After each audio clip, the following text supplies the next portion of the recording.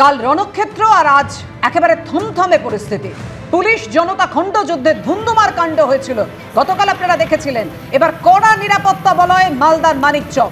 Load shedding এর প্রতিবাদে অবরোধকে কেন্দ্র করে গতকাল মানিকচকের যেসব জায়গা তেতে উঠেছিল, সেই এনায়েতপুর মোড়, ধরমপুর, মথুরাপুরে মোতায়েন রয়েছে প্রচুর পুলিশ।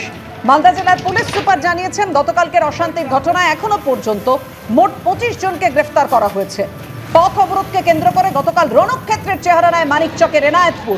পুলিশের বিরুদ্ধে গুলি চালানোর অভিযোগ পর্যন্ত ওঠে এবং পুলিশের তরফে বলা হয় আত্মরক্ষার্থে পুলিশ গুলি চালিয়েছে। আহত হয়েছেন 2 গ্রামবাসী। ইট বৃষ্টিতে রক্তাক্ত হন আইসি সহ 3 পুলিশ কর্মী। এলাকায় সিপিএম ও আরএসপির ডাকে 12 ঘন্টার বন্ধ চলছে। বেশিরভাগ দোকানপাটি বন্ধ রয়েছে।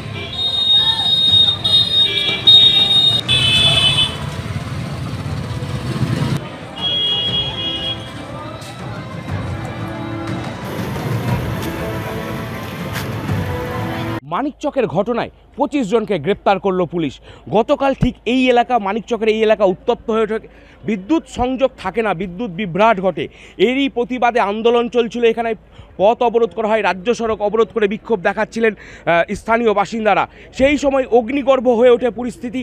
পুলিশকে যেমন মারধর করা হয়, পাল্টা পুলিশ গুলি চালায়। জেলা পুলিশ সুপার স্বীকার করে নিয়েছেন যে পুলিশ 1 রাউন্ড গুলি চালিয়েছে।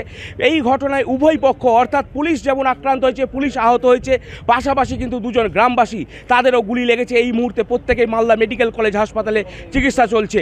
এবং এই ঘটনায় ধরপাকড় অভিযান শুরু হয় পুলিশ সুপারের নেতৃত্বে। এবং তারপর কিন্তু যেটা পুলিশ সুপার জানিয়েছেন যে 25 জনকে গ্রেপ্তার করা হয়েছে এই ঘটনায়। এবং এই যে ঘটনা, পুলিশের গুলি চালানোর ঘটনা, সেই ঘটনার প্রতিবাদে কিন্তু আজকে বন্ধ ডেকেছে বামেরা। এবং সেই বন্ধের ফলে কিন্তু দেখা যাচ্ছে যে মানিকচকের যে বিস্তীর্ণ এলাকা, এনায়েতপুর থেকে মানিকচক, মথুরাপুর, সমস্ত এলাকাতেই বেশিরভাগ দোকানপাট, সেই দোকানপাট কিন্তু বন্ধ রয়েছে। এবং এলাকায় বিশাল পুলিশ বাহিনী রয়েছে। কেবলমাত্র এখানে যে আমরা দাঁড়িয়ে রয়েছি এনায়েতপুর এলাকায়, সেই এলাকা নয়, এর পাশাপাশি কিন্তু মানিকচকের বিস্তীর্ণ এলাকা জুড়ে পুলিশই টহলদারি চলছে। পুলিশ মোতায়েন রয়েছে যাতে নতুন করে কোনো ধরনের উত্তেজনার সৃষ্টি না হয়। করুণাময় সিংহ, এবিপি আনন্দ, মালদা।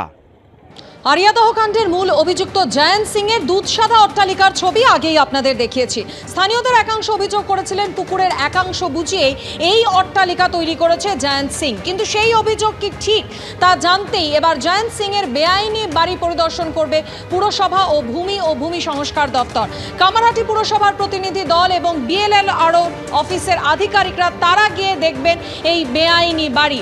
অন্যদিকে এখনো পর্যন্ত খোঁজ নেই জমির মালিক দিলীপ মুখোপাধ্যায়ের। দিলীপ মুখোপাধ্যায়ের নামে নথিভুক্ত জমিতেই জয়ন্ত সিং এর এই অট্টালিকা তৈরি হয়েছিল বলে জানা গিয়েছিল। প্রয়োজনে দিলীপ মুখোপাধ্যায়ের খোঁজ করতে পুলিশের সাহায্যও নিতে পারে কামারহাটি পুরসভা, এখনো পর্যন্ত এমনটাই জানা যাচ্ছে। আমরা চিঠি অলরেডি দিয়েছি, আমার অফিসাররা চিঠি দিয়েছে।